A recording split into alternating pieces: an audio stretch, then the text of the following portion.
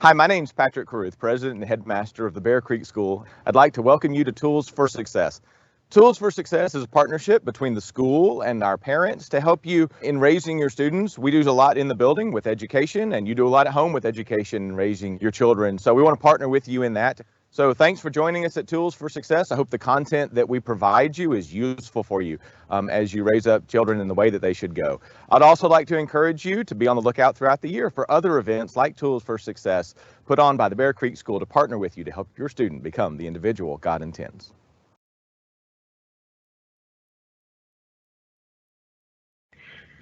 Welcome to Tools for Success, Building Resiliency. As Patrick Caruth just stated, this is part of our Tools for Success series here at Bear Creek.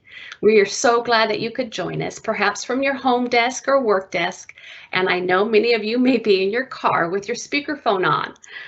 Today's presentation is 1 hour, and you will see by the PowerPoints that we have lots of information for you today. Today's presentation offers good advice as well as practical application. As noted with Patrick Caruth just stated, that we are here to partner and support you in the parenting journey. We are not here to tell you how to parent. So today there is going to be a lot of information. We would love for you just to sit back if you can and take it all in. And do note, because you registered and you're here today, you will receive a copy of today's PowerPoint as well as the recording. At the end of the presentation, we have our Elisa Watkins, Assistant Director of Admissions for Laura School. She's here to talk a little bit about the admissions process because we have over 40% people that are not part of our Bear Creek community. So an extra special welcome to you all. So before we start, allow me to pray, and then I'll introduce our speakers and we'll get going. Father, we do thank you so much for the privilege to come alongside with you to raise your children.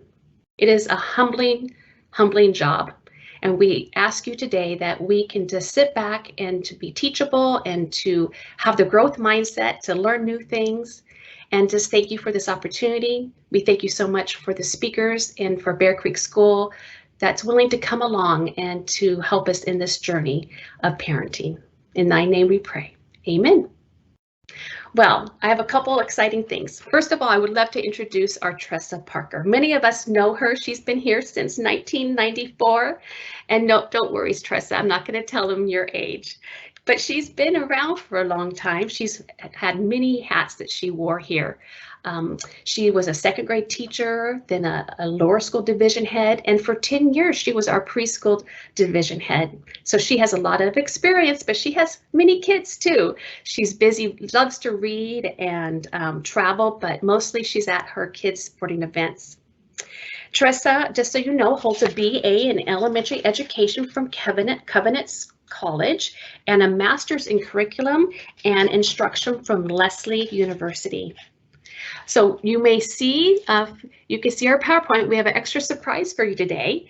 Tressa has asked Emily Besaw to join her as she has some insight to share too.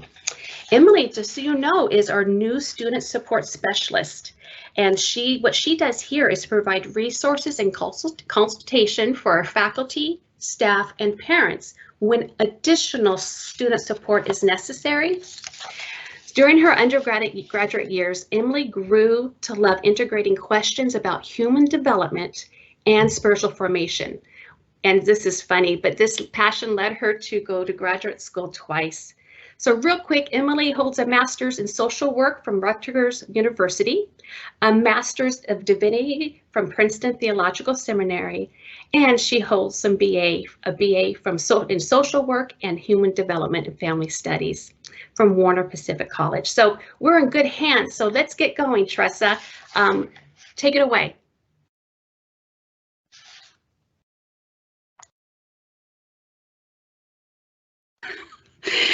Welcome to all of you. We're so glad you could join us this morning, and thank you for that warm welcome, Karen. It's so great to be with everyone. We know that we want our kids to grow in resilience, and I have 3 kids of my own. As Karen mentioned, Lily is graduated from Bear Creek last year, and she's a freshman this year in college. And then I have Brady, who's a junior, and Khalees, who is an 8th grader. And just so you know, I have permission to tell stories about them this morning. So I will be using some real life examples, and I have their permission to share. So we all want to raise kids who can bounce back as adults, to have that resilience. We know things are going to come along in their lives that cause them to have pain and discomfort, and obstacles are going to come along. And as adults, we want them to be able to bounce back from a lost job or a breakup, or when they experience failure, to be able to kind of get back on that horse. So the dictionary definition of resilience is to be able to become strong, healthy, or successful again after something bad happens, able to return to original shape after being pulled, stretched, pressed, or bent. So this works a lot better in real life, but I have some props. We have a beach ball here, this flat beach ball. If I drop this on the ground, you know what's going to happen. It's just going to stay on the ground. It did. But if I bounce a tennis ball, it's going to come back to my hand. So we want our kids to be able to bounce back from those things and not stay flat on the ground when something bad happens. We want our kids to be stretchy like a rubber band, able to return to that original shape. Yeah, something is stretching them, challenging them, causing them pain, discomfort, but they're going to grow from that, and they're going to bounce back to that and go back to their original position. So first story, my daughter Khalees, when she was in 1st grade, she was 6. She had her first loose tooth, and Parker's as a whole, we were all very late to lose teeth. So they'd been watched all their friends lose teeth all the way through kindergarten and 1st grade. And finally she has a loose tooth. And one evening she bit into an apple. And of course, as you know, that causes pain and discomfort and bleeding. And there was crying and drama. She wasn't ready. It was pretty ready to come out, but she wasn't willing to let her dad pull it out quite yet. So she went to school the next day, and I'm going to come back to more of that story later, the second half of it later on in our presentation. But we know that we want our kids to lose their baby teeth. I wanted her to have the pain and discomfort that came from a bloody tooth. We don't want them to grow up and still have baby teeth. And we provide comfort, we provide empathy, but we don't want them to keep their baby teeth forever. And think of other growing pains in their lives in the same way. We want them to experience that discomfort that's going to bring them growth and help them move into adulthood successfully. And now Emily's going to share another definition of resilience with us.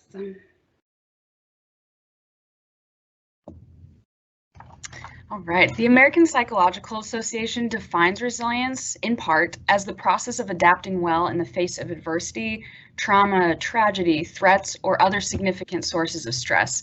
And as much as resiliency involves bouncing back from these difficult experiences, it can also involve profound personal growth. And I just want to quickly note that, first off, these various sources of stress do help a child learn to navigate difficult experiences and really big emotions. So thus, not all sources of stress are inherently bad, we might say. Secondly, note that this profound personal growth and the emphasis not being entirely on that a person just grow from the stress, because that might be kind of insincere and invalidating to somebody who has gone through really significant and tough circumstances, but rather this profound personal growth is the result of our body's incredible ability to adapt to these stressful situations, which then lead to us learning how to bounce back, to stretch, and get back to that original shape as we navigate these stressful situations in the future. So I just wanted to hone in on that piece there. Back to you, Tressa. Thanks, Emily. So if you think of parenting as kind of a balance, when you have a newborn, an infant, you know that you have all the control. The child has no independence, no ability to sort of survive or function on their own. By the time they reach adulthood, we want them to have all the control, the ability to be completely independent and able to survive on their own. Anywhere in between is a little more challenging to figure out kind of where that balance is, and it might shift back and forth a little bit at times. But that's what we're going to talk about today, trying to figure out when to ease off, give your kids more control, responsibility, and when to step in and help. So we're going to talk about the 4 C's of resilience today: confidence, control, courage, and character. So let's unpack each of those a little bit. The first one, confidence. We want our children to be confident, but we also want that to be really deep-seated. And that happens when children face and master kind of developmentally appropriate challenges. So that makes really authentic and permanent confidence happen. It enables them to take risks. It inspires them to be more optimistic about their future. It's not just the same as feeling good about yourself. It's really based in reality. So confidence can grow through responsibilities, chores, effective praise, and validation. And we'll look at each of those a little more closely. So for responsibilities, I would often run in your mind through this kind of lens. Am I doing things for my children that they could do for themselves and that they would benefit from doing for themselves? So as soon as they are able to, let them take responsibility for some of these things on their own, carrying their own backpack, putting things away at home, packing lunches, packing soccer bags, managing their own homework routines.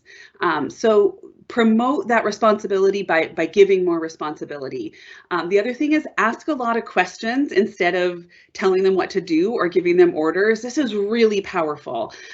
We had a season in our family where mornings were a nightmare. There were tears. There was lots of nagging. I was constantly just telling them to brush their teeth, eat your breakfast. And by the time we got in the car, we were all irritable, frazzled, not a great way to start out your day. So at one point I just put it back on the kids. I said, you guys, this isn't working. We're not happy. This isn't, nobody's having fun in the morning. So what are we going to do about it? And they together, the 3 of them came up with a solution, and they wrote out what they needed to do every morning. We laminated it. They had their little check off lists. And then in the morning, I started saying, what's next on your list? What do you need to do to be ready to leave this morning? My car's leaving in 15 minutes. How many more things are on your list that you need to get done in that 15 minutes? So just really important to help them do that thinking and really come up with a plan themselves for how they're going to accomplish what they need to in a given day or a time stretch. The next one is chores. And chores are tricky because, truth be told, and if you have young kids especially, it's a lot more work for you to get them to do chores than it is to just do them yourself. So I'm just going to acknowledge that at the beginning. It takes an investment, but it's important for them to learn how to work, for them to be able to contribute to their family and their community. It really gives them a sense of accomplishment when they have been able to do something that benefits their family, and it helps them develop those skills we were talking about competence, being competent and having competence and being able to accomplish tasks. There's been some good research about raising helpful children. I just read an article on NPR the other day about differences in cultures and how they encourage children to participate. And it really shows that those families where helpfulness is part of their sort of family routine, those children work together with siblings much better. The older ones will help the younger ones participate in a project or a task rather than kind of taking control and bossing them around. And that will really transfer to being able to collaborate with classmates or in the workplace in their future. So ask them to help you when you're cooking, especially, little ones all the way through. Ask them to participate when you're cleaning, gardening. Give them a small part of the whole. Ask them to stir the pot on the stove while you're working on something else, and learn to just kind of work together as a family. You want to make sure they understand the steps, and then be flexible. Don't expect perfection. And I know this is hard, but don't go back and do it again if they haven't done it. That sends a message to them. So don't redo it when they're not looking, and it will take more time in the beginning, but think of it as an investment. And I can speak from experience, those early years, it was so much more work to have them participate, but I really do have helpful kids now who are able to help out and save time around the house and be active participants, and they know how to clean a bathroom. So, and then of course, be grateful. Thank them for their help. Make sure that you just really show your value of that, and that you think it's an important thing, and that you're appreciative for their help. Another really great way to help kids grow in confidence is by using effective praise. And the researcher Carol Dweck came up with these terms: fixed mindset versus growth mindset. And basically, fixed mindset students are praised for being intelligent. So we're telling them they're really smart all the time. What they find is that then the goal for those students is to look smart. And when they make a mistake, they think that's proof that they aren't smart anymore. And then if a challenge comes along, they really want to give up and quit. They don't want to face a difficult task. They're fearful that it's going to prove that they're not smart if they do fail at it. On the opposite side, growth mindset students are praised more for their effort, the process, persistence that they have. They think of their brain as a muscle. They know that doing things that are hard helps them grow. They really see that cause and effect. Their goal is to learn. When they make a mistake, they think that's a problem to be solved. That challenge makes them more excited to learn and to try again, and difficult things make them work harder. So we all want our kids to be growth mindset students. So how do we help them to grow in that area? And it's really about using growth mindset praise, specific praise that focuses on qualities or achievements that they can control. So you want to use those terms. Talk to your kids about how when you work hard, your brain is getting stronger. It's actually changing the way your brain looks and functions when you work hard. And it creates that motivation and resilience, leading them to focus more on that process of achievement. So for example, use phrases. Instead of saying, "You're so good at math," say something like, "I can tell you're working really hard to understand this math concept."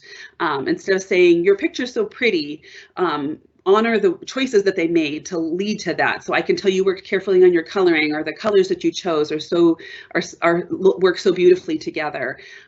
Instead of saying, "You're a good girl," say something like, I see you're always looking for ways you could help others. That's what it looks like to be a good friend." So you're really being specific in what you're seeing in them, and showing that the things that you're praising are things that they have control over, and that they're able to impact by their choices.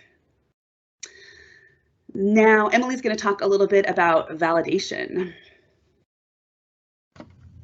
All right. This skill or concept, even on paper, looks pretty easy, I'd say. However, when implementing this in your real life with your child who's gone through real challenges or significant stressors, sitting with them in the discomfort and stress can be really difficult. And what I mean by this is that when we validate our child's emotional experience, or like Tressa was saying, the process that they've been going through, what I mean by this is that when we validate our child's emotional experiences, we're communicating to them that we understand them and their unique experiences. We're not trying to brush them off, move past, or ignore that experience. And on paper, I recognize that this would look like horrible parenting here. Yet it's our human nature and a part of our physiological makeup to look for safety and comfort. And so when our child comes to us with something that might scare us or make us feel anxious, it's only natural that we do want to try to fix the situation or change or make their uncomfortable emotions go away. So validation ultimately communicates that I understand you and your unique experiences. So take a look at this example down here. Your child comes home and they didn't do as well as they'd hoped on a test, and they tell you, "Man, I bombed this test. This sucks. I'm so frustrated." Insert other emotional word here. Just reflect really quickly on how you might respond to them. A couple thoughts I had as I was writing this up: "That does suck, honey, but there's always next time." Or, "That's too bad, but maybe you should have studied harder." The skill of validation looks like this: changing the but in that sentence to because. So an example of that would be, "That is really frustrating because you were up later than usual studying so hard." Notice the differences in these hypothetical parent responses. The first, using but, skims right over the child's emotional experiences. meaning the frustration over bombing this test. The second response sits with the child in the frustration, noting why the frustration makes sense. So validating really cultivates empathy and places yourself in their shoes, and thus conveying that you understand, or at least trying to understand, what the child is talking about. And your child's emotions are little data points that we can learn from, so learn how they're feeling or what they're thinking about, what makes them tick, become frustrated, etc. And by validating their emotional experience, you're not condoning or agreeing that something that they've done or haven't done is okay. So for example, you're not saying that failing a test is a good thing, but rather you're simply stating that what their emotions are and what they're experiencing right here and now matters, and that you see that they're experiencing something. So this is kind of one major way that we can encourage that growth mindset and also kind of help them navigate these really tough emotional experiences that they'll have.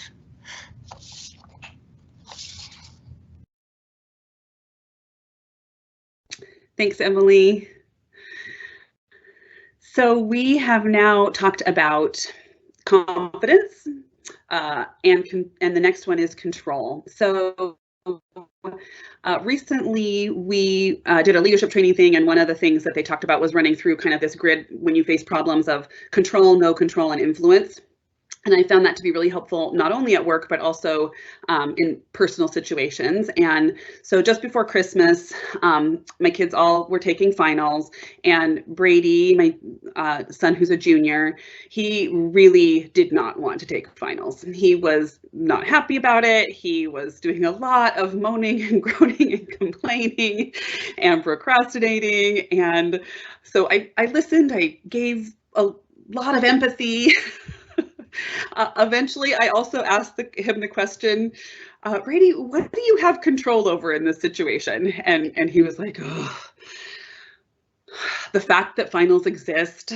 And I was like, yep, that's part of life. That's going to be in your future.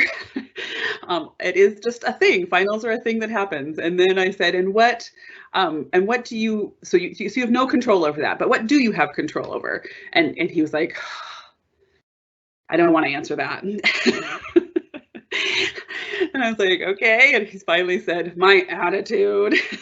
So he knew that one of the things he has control over is his attitude. And that actually really did seem to help. He just kind of got over that. We all have things we face in our lives that we don't want to do. We want our kids to have the experience of pushing past hard things and doing things they don't really want to do. So they have control over their attitude, their effort, and their character, and we want to really help them see themselves as decision makers and problem solvers who can control the outcome of things. So we always come alongside. I'm going to say this a lot. We come alongside. We show that unconditional love. We express a lot of empathy.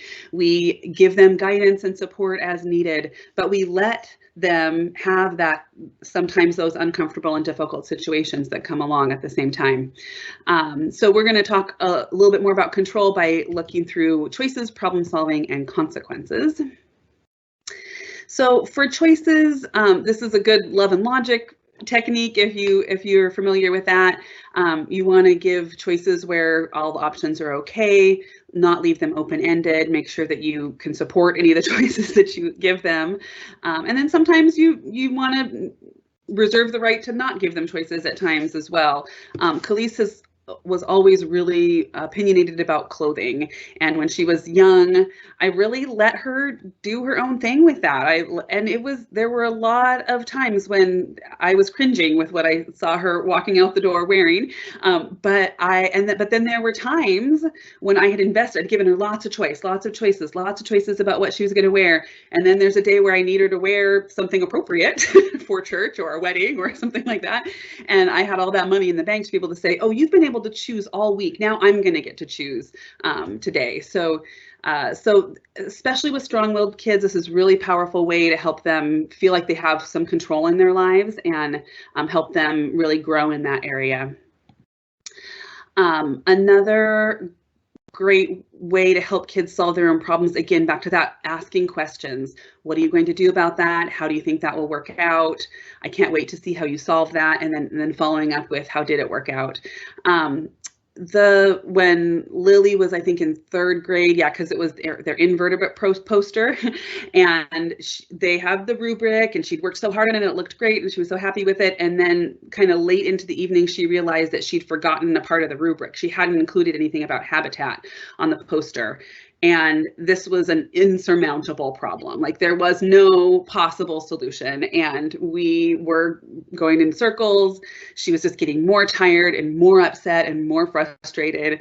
So finally, we gave her that choice of, you can either decide on a solution in 5 minutes, within 5 minutes, or you just need to go to bed and we'll figure it out in the morning. She decided to go to bed, but she did ask us to wake her up 45 minutes early. And she got up and was in a problem-solving mode. She was able to come up with her own solution. She just added a little strip to the bottom of the poster and had it all done and was happy with it. And really just helping her solve that on her own was really was a really good approach. More recently, just last week, Khalees had a conflict with a friend, and we were talking about it in the car on the way home, and her friend was really mad at her, and I had to hold my tongue because I had a lot of opinions. I knew what she needed to do. I knew what she'd done wrong. I knew all the answers, right? But I just let her talk it out. I asked her a lot of questions. Why do you think she reacted like that? What are you going to do? I hope that through this presentation you learn as much we've made a lot of mistakes as parents, and we've done some things successfully. This is a really hard area for me. As a parent, this is one of my probably biggest failures. And I'm still working on it, because I tend to jump in quickly to explain the other perspective, to give the answers, to tell them what they should do. And I think at times that has given them the message that I'm not on their side, or that I'm taking the other perspective more than I'm taking theirs. So again, always start with empathy. Always start with listening, and then asking questions. If you do know the answer, you can ask questions to get them to come up with that answer, right? And it just makes them feel so much more in control and like they have the ability to solve those problems on their own. Another area that we use at Bear Creek is called Kelso's Choice, and it's just a program that helps kids solve their own problems, particularly on the playground or in the classroom, but it can apply to sibling relationships as well. So the idea is that if it's a small problem, try to solve that on your own with your peers or with your siblings. If it's a bigger problem, get adult help, but run through some options of choices that you could make. Is this something where you might be able to just tell them to stop, or ignore it, or walk away? And if you can solve that on your own, again, that's just a really great way for kids to feel like they have control over their own lives and have the ability to impact what happens in their lives, right? Then consequences is the next one. And this is so hard because it is natural. We love our children. We do not want them to go through anything ever painful or difficult or challenging in their lives. We want to protect them. We want them to be happy every minute of their day. And that's the way our hearts feel, right? We want to protect them from painful and uncomfortable situations. And we live, and even especially over the last couple of years, in a pretty fear-based culture. There's a lot of things to protect our kids from. There's a lot of ways we don't want them to have this pain and discomfort. But be careful to not go overboard in insulating them from everything risky or difficult. Resist that urge to rescue them from hardship, or explain away their faults, or negotiate their grades. Think through, so allow them to get into trouble, accept the consequences for that. Hold them accountable for their actions, and really ask yourself, what is the most important thing for my child to learn from this situation? Let them fail so they can learn from those mistakes. If they break something, let them earn the money to replace it. If they misbehave, they may miss out on something fun. As much as you can make it a logical consequence, the better. And this isn't always just when they're in trouble. Sometimes they just need to understand that actions have consequences, the cause and effect. When Brady was young, he would come home, they have their white polos for the uniforms, and he would come home with so much mud on those white shirts. I mean, just splattered all over the back. And eventually I got to the point where I just said, here's how the spray and wash works, and taught him how to spray and wash his own polo shirts. I wanted him to play hard at recess. He wasn't in trouble for playing hard, but I did want him to understand that shirts don't magically become clean again. Someone has to put in some work to make those dirt stains come out. So just those logical consequences at times can be really helpful for kids. All right, we've talked about confidence and control, and our third C is courage. We want our kids to have the courage to overcome those things that come along that are uncomfortable, scary, for them to push themselves out of their comfort zone. So we're going to talk some more about learning through disappointments and failure, emotional regulation, adversity, and distress tolerance next. So learning from disappointment, again, it's so hard. We want to protect our kids from these painful things or from anything that might just be disappointing to them. But we want to show empathy, push forward, support, and acknowledge their success as they go along. They're going to face lots of disappointments in their lives. And honestly, the past 2 years, so many disappointments, so many things that they've been looking forward to that have gotten canceled or they haven't been able to do. So we haven't had to concoct disappointments to help our kids grow in resilience over the last couple of years. These things have come along, right?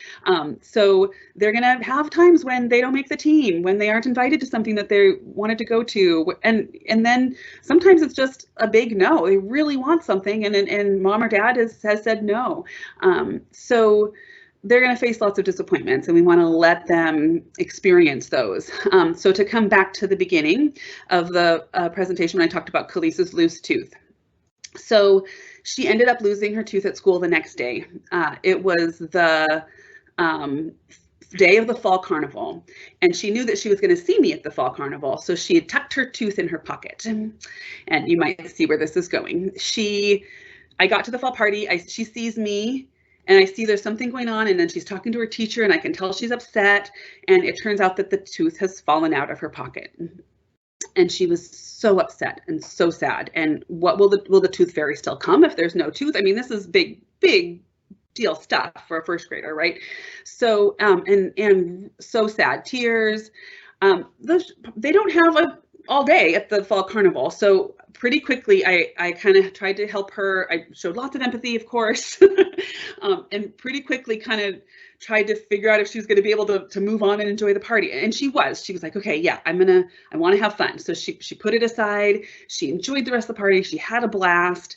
After school, we went back, and while they were cleaning up and we were still looking for the tooth, and we were talking to some of the other moms, and I remember one of the other moms said, do you have one of your older kids' teeth that they've already lost? Could you pretend you found it?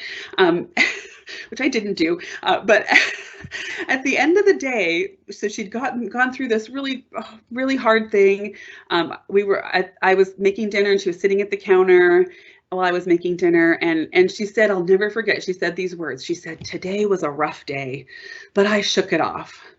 And this was a 6-year-old who was able to articulate, something really crummy happened to me today. I am sad about it, and it's a big bummer, but life goes on, and I'm okay. And I was still able to have fun and enjoy my day and enjoy the party in spite of this bad thing that happened. So, and that's what we want for our kids. We want them to be able to have disappointments, have things that, and experience those emotions. It's okay for them to be sad and upset and frustrated. It is disappointing, but then be able to move into that problem-solving mode, or that ability to carry on with life past that disappointment.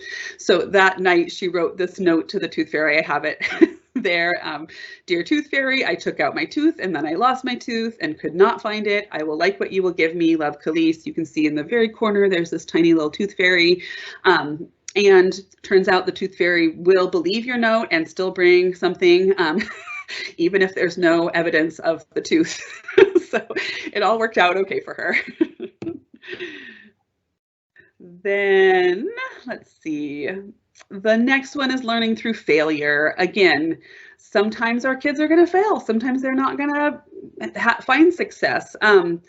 This is a chance to help them learn something important. Again, what do you want them to learn? Just think about that constantly. What is the important lesson for my children to learn through this situation? Show that empathy. and ask how you can kind of facilitate their learning process. I remember when Brady was in 4th grade, he left his binder at school one day, couldn't study for a test he had the next day, didn't do so well on the test. And he learned from that. He learned to be more responsible. We learned to ask more questions about what he needed to bring home every day as well. But when you rescue them or stop them from making mistakes, then you rob them of that opportunity to grow through that mistake. Sports is a great way. We don't always win. Sometimes, many times, most of the time, we strike out when we're at bat. And my kids all played goalie, and that's a great way to learn through failure. Like, there are going to be goals that get by, and you can't just sit there and wallow when that happens. You have to bounce back up and get ready for the next shot that might come your way. So I love Pete the Cat books. Do you know Pete the Cat books? Here's one where he has white shoes that end up not staying white for very long. Here's one where he has buttons and he loses the buttons off his shirt. And then this one I love is Play Ball, and it's about baseball.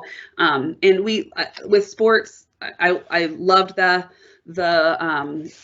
football game the other day, Georgia-Alabama football game. So fun to experience those wins, and all of our feel-good sports movies, always end with a win, right? But that isn't real life.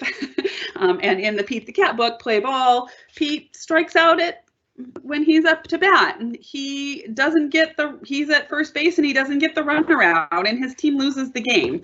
And at the end it says, but he has kind of a catchphrase of like, it's all good. And at the end it says, Pete did his best. He had fun. What a great game. So helping our kids to move on from those failures is really important.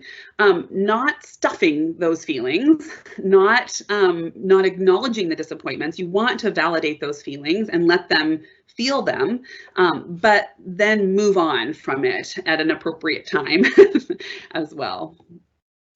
So, the next one is emotional regulation. So on that note, they lose a game, they strike out, that something sad happens to them. You want to validate those emotions. It's normal for them to feel anger, frustration, fear, and resilience comes when they feel those feelings and learn to recover and manage those emotions in an appropriate way. So teach them that all their emotions are valid. Again, show that empathy, come alongside, acknowledge, yeah, that stinks. Just exactly what Emily was talking about earlier, and let them think through what they're going to do next. And then sometimes those strong emotions cause inappropriate actions, right? They react in a way that they may then need some consequences for. So separate that out. Make sure that you know that the emotion, it's natural to feel angry or frustrated, but help them also understand that their actions can have consequences. When this roller coaster analogy, I love, when our kids are going to be on emotional roller coasters, sometimes there's going to be things that cause them to have ups and downs. The worst thing for you to do is get on that roller coaster with them. They need someone standing on the platform. They need someone who can stay calm and non-emotional and help them through this. So your kids come home, complain about something, don't get emotional and fight that battle for them. Stay on the platform. Then adversity. When we overprotect our kids, we send a message to them that we don't think they can handle their lives. This is really important and really something you want to avoid. It can fuel their anxiety, and if they think, oh, my mom doesn't think I can handle this, it really is the way they begin to talk about themselves. So we have all heard the term helicopter parents, those parents who swoop in and rescue and hover over their kids and make sure that everything's okay all the time. I've also more recently heard the term snowplow parents. So these are parents, we've had some snowplows in our lives lately, haven't we? Who are just trying to push every obstacle out of the way, clear the path so it's smooth and easy for their kids all the time. But we want to allow our kids to have that child-sized adversity that without rescuing or fixing all the time. So do less preventing, more preparing, risk more, rescue less. The picture that comes to my mind is that of a toddler who's just learning to walk. And when they start getting their feet start kind of coming out from under them, and they fall down, and all the adults, what do? We all gasp, and we all just, but we also hold our breaths. We hold our breath to see what's going to happen next. And when the child pops up and looks at us and then keeps going, we all go, okay, she's got it. So do the same thing. There are times, do the same thing with older kids, when they face that pain, adversity, pause, hold your breath. See if they're gonna bounce up on their own, how they're gonna handle it, and let them do that. Give them the time and the space to figure that out on their own. Of course, if they come up and their knees are bloody and they are screaming, that the silent cry that takes a few minutes before the actual sound comes, then you swoop in and you cuddle and you bring a Band-Aid and you show that empathy and you help them through and you mend their wounds. But if they can handle it on their own, bring that comfort and support, but stand back and let them handle it on their own. Now Emily's going to talk a little bit about distress tolerance.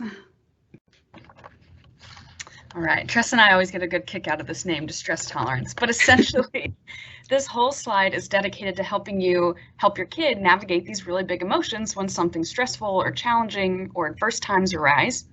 And really the definition of distress tolerance is a couple different things. One being, there are a set of skills that allow a person to survive an immediate emotional crisis without making it worse, or a person's ability to manage an emotional incident without becoming more overwhelmed. So emotions are felt in our body. So as an example, think of, sweaty palms or butterflies in your stomach when you're starting to kind of feel anxious. And the more intense an emotion feels, the more physiological sensations that we'll feel. So sweaty palms or butterflies turn into maybe blurred vision, vomiting, crying spells. I like this little scale here on the side, going from a hurricane 10 out of 10 to a thunderstorm, a 9 out of 10, right? And distress tolerance skills are typically really short-term coping skills to manage these intense emotions that come from maybe moments of failure, fearful moments, etc. And they're trying to help us kind of navigate and manage our bodies that are becoming super activated. So the parts of our bodies that are activated is the limbic system, which is often responsible for our emotions and our memories, the fight or flight responses. And so we want to use coping skills under this distress tolerance category that are going to engage our bodies so we cool down. So we go from that hurricane 10 out of 10 to the 9 out of 10 thunderstorm to a rainstorm to a couple raindrops, etc. Some skills that engage your body might specifically be deep breathing, taking a cold shower to kind of shock your body, intense exercise if you're feeling kind of low, or maybe some muscle relaxations if you're feeling really tense. I mean, I'll use this kind of like a little intense example here, but if your child, for instance, is hyperventilating, helping them to take deep rhythmic breaths will help them regulate and eventually normalize their breathing patterns, which helps like calm that anxiety down. So if we inhale for 3, hold for 3, and exhale for 3, this will in turn slow their heart rate down and make them become a little bit more present and clear. And I think about too, the idea, if our car, since we just had snow recently, is sliding on ice, we're not necessarily thinking about like, oh, I should probably get my oil changed, or I should probably do all these things to navigate and manage my car situation. We're just trying to ensure that we don't crash, right? That's essentially what these distress tolerance skills are, is trying to help us navigate these really big, intense, 10 out of 10 hurricane-like moments in our child's life.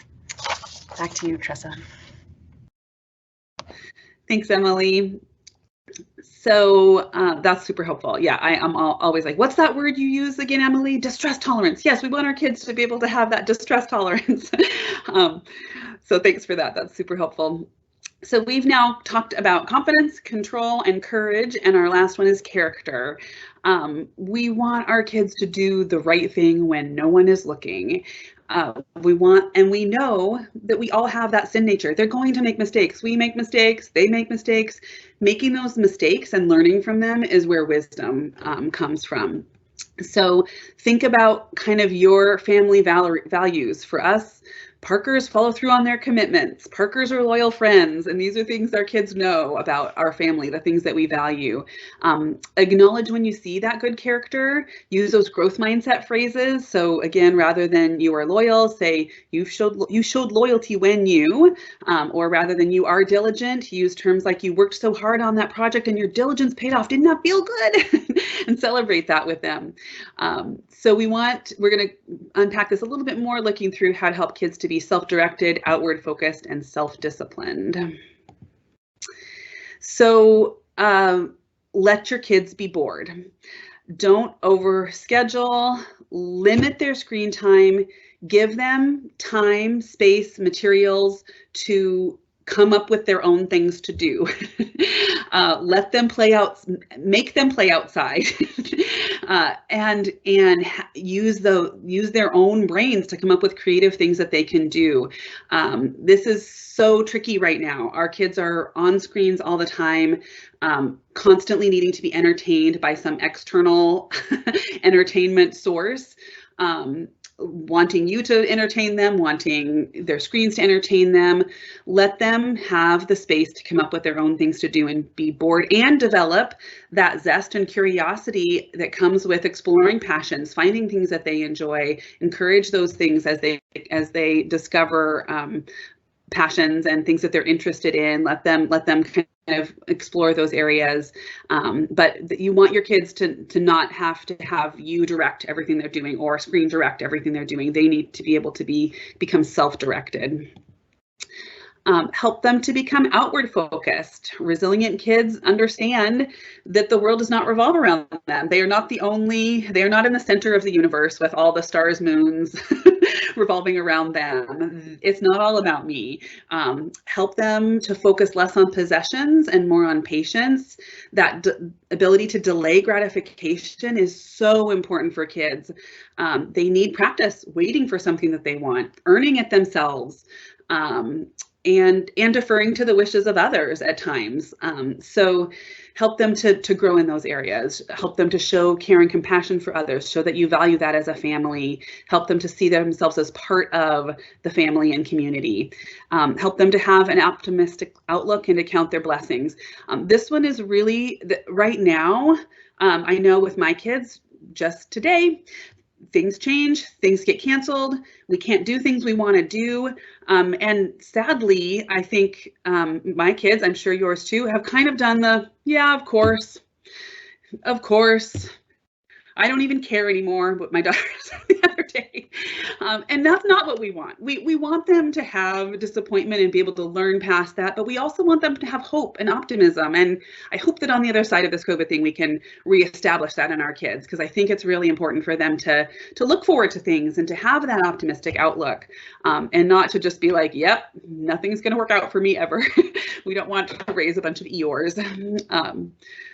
So then the next one is self-disciplined. That self-control our kids need to have, that ability to manage their emotions at times, that grit, which is that firmness of mind and spirit, unyielding courage in the face of hardship or danger. I love that definition of grit. Angela Duckworth is a researcher who's done a lot of studying in this kind of area of grit. And she has shown that a better predictor than IQ is character qualities such as self-discipline, perseverance, commitment to hard work and practice. That's a better predictor of academic success and just general success than is actual just straight intelligence. And we all have seen that in our lives. Those people who we know are really smart, but they just don't have that grit, that ability to work hard, and they aren't able to be as successful as someone who may not be have as high of an IQ, but has those character qualities of hard work and diligence. We can really want something. There was a commercial years ago, back when the Seahawks were good, where Russell Wilson was saying I think he said something like, there will always be things in the way of your dreams that you don't have time, you don't have the the chance. There's always going to be a million no's, but all you need is one yes. He said one yes to make it happen, to put in the sweat and the hard work. Because then the closing of it was I think State Farm commercial, was dreams don't just come true, dreams are made true. So that idea, you can't just want it. You really have to put some legs under that, right? You have to do something about it if you really want something to happen. So that difference between motivation and volition. Be careful not to put too much pressure on your kids or focus on your own dreams. Really, but then tap into their passions and give them opportunities, but then also encourage them to work hard at that, right? So when Brady was probably 2nd grade, he really wanted a guitar. He was so excited. I think he saw himself as that really cool kid who could play the guitar, and all the girls would gather around. So we got him a guitar, we got him lessons. It was hard. He didn't immediately make beautiful music, which was shocking to him. He had got blisters, and he didn't make good sounds at first. And so not long in, he came to me and he said, "Mom, I thought that guitar was going to be my treasure, but I've been digging and digging, and I think I'm digging in the wrong place." You can probably imagine what my answer was. Dig deeper.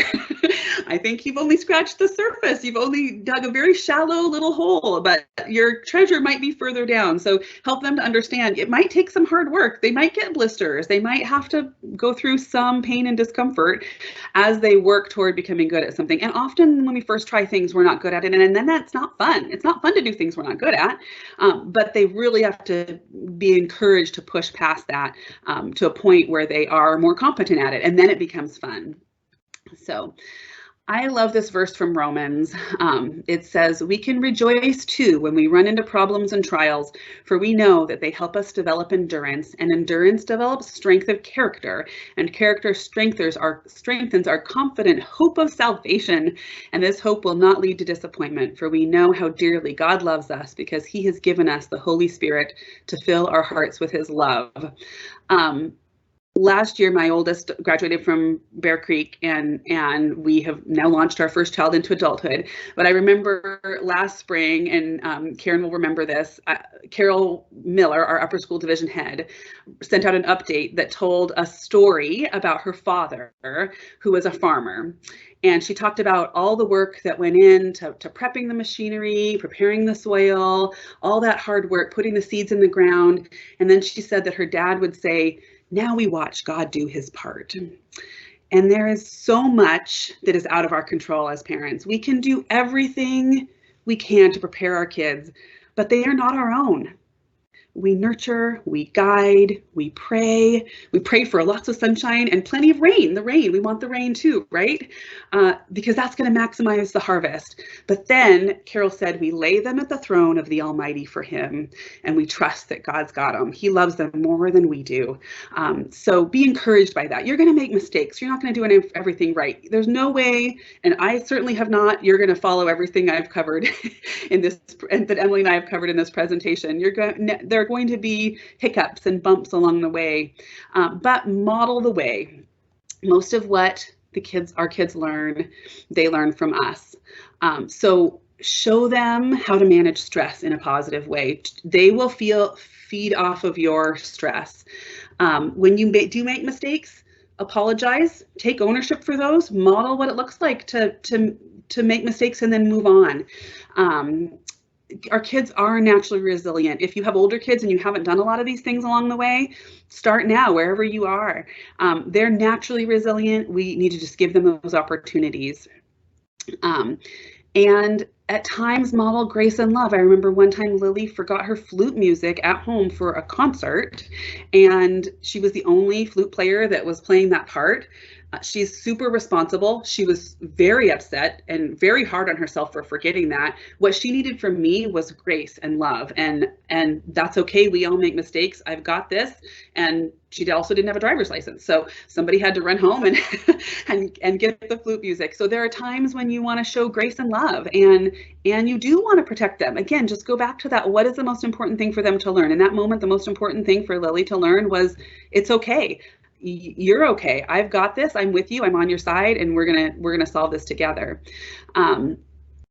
Create that home base that provides unconditional love and acceptance, that secure relationship, the supportive listening ear, and then that soft place to fall. You want them to have that home where that's their refuge, where whatever disappointments, adversity, problems, consequences they face, they have a safe place to land. It looks like we're just good. This is working out. Okay. There's a handful of reflection questions. As Karen mentioned, you'll get this presentation in your inbox. So these are just some things that you can think about on your own as you go on and try to apply some of these things to your lives. And the next page just has some resources, also just some good books and reading materials for you to look at later.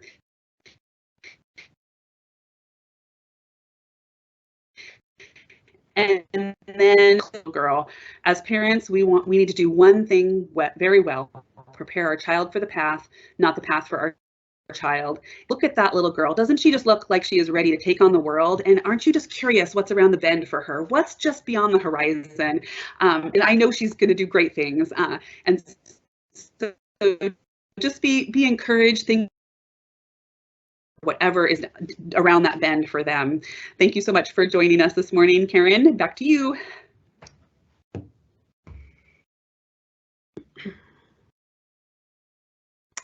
Thank you, Tressa. I was doing fine at the very end. I teared up. I remember when Carol Miller shared that. Wow, and that's such a good reminder.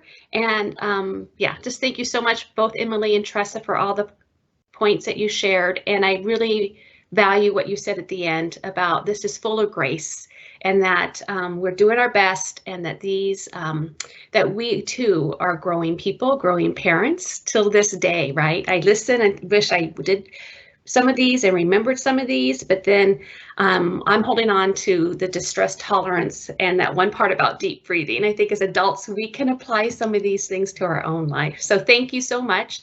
A special thank you to Pete McDonough, who's always in the background, but he's the one that keeps us, as our tech person, gets the slides through.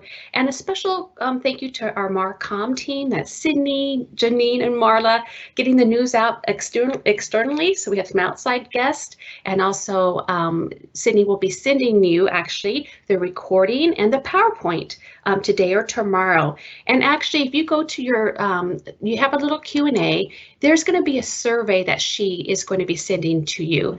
She's actually going to put it in our chat today too. So feel free to fill that survey out sooner than later.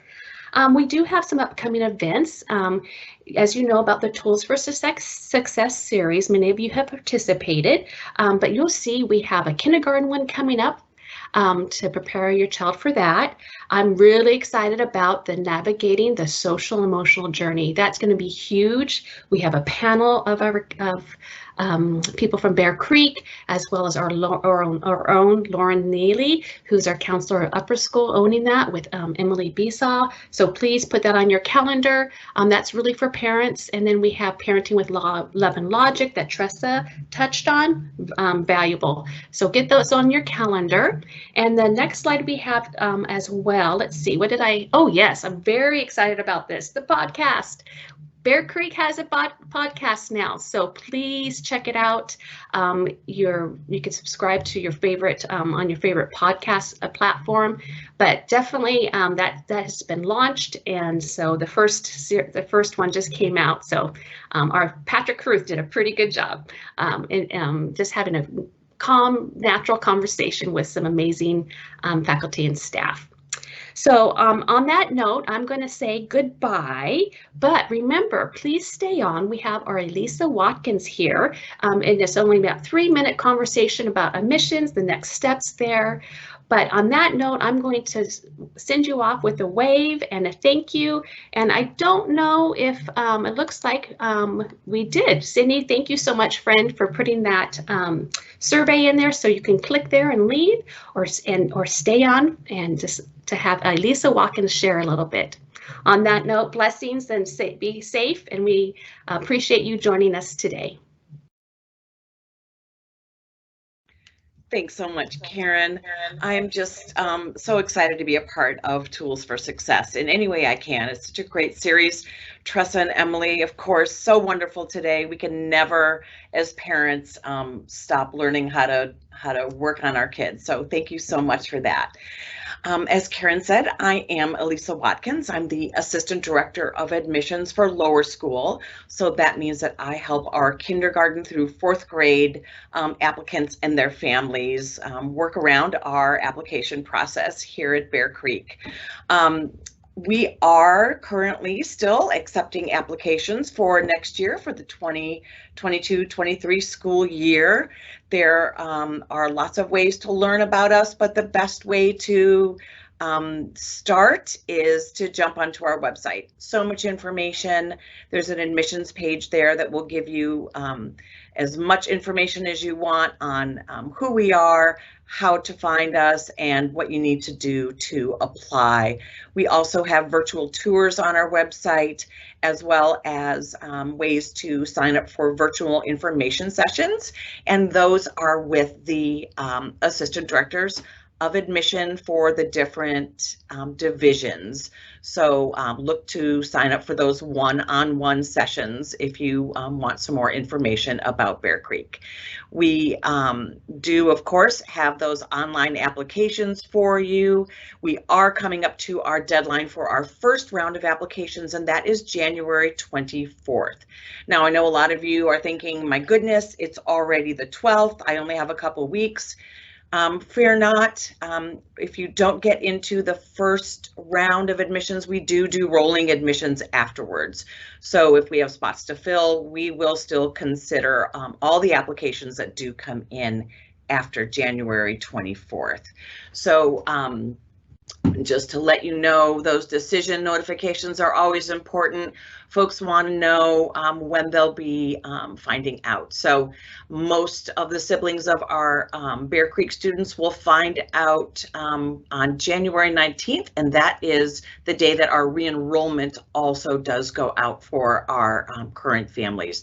Preschool applicants a little bit later, then our grades 9 and above, and then of course our lower school kids. March 11th is the date that we are sending out those decisions. And again, remember, rolling admissions afterwards. So please don't worry if you have not gotten everything done by January 24th, but of course, always great to try to get in that first round. The one question that everyone always has is how many spots will be available. Unfortunately, we don't know right now. We are starting our re-enrollment of our current families next week, so we'll find out in the few weeks coming, but please do go ahead, and if you have any doubts, any questions, please start that application, fill it out. We want to learn more about your family and about your children, and how we can see if there is a way to see if they're a good fit, and if we can work that out for you to be joining us here at Bear Creek next year. If there are any questions that you need answered, we are here for you in the admissions office. Like I said, lots of information on the Bear Creek website. You can see that another big piece of information is our needs-based tuition program. That's for our K through 12 families. The most important thing I want to tell you about that is that we really do need for you to fill that out concurrently when you're doing your application. So get in your application for admissions as well as your application for the tuition assistance, because we know that that's a big deal for a lot of our applicant families. Again, if you have any questions, please reach out to us here in admissions. We've got these different folks here that help you throughout our divisions. Rachel in preschool. I will help you with our K through 4 folks, and then Katie helps with our older students. So if you have any questions, please reach out. You can call the main number here at school. You can click on the admissions tab on the website, and all of our email addresses are there as well. So please consider that application. If you have questions, we're here to help. And I just want to, again, thank you all for joining us for Tools for Success. We couldn't do this without you. Have a blessed day and hope to see you at the next Tools for Success event. Bye-bye now.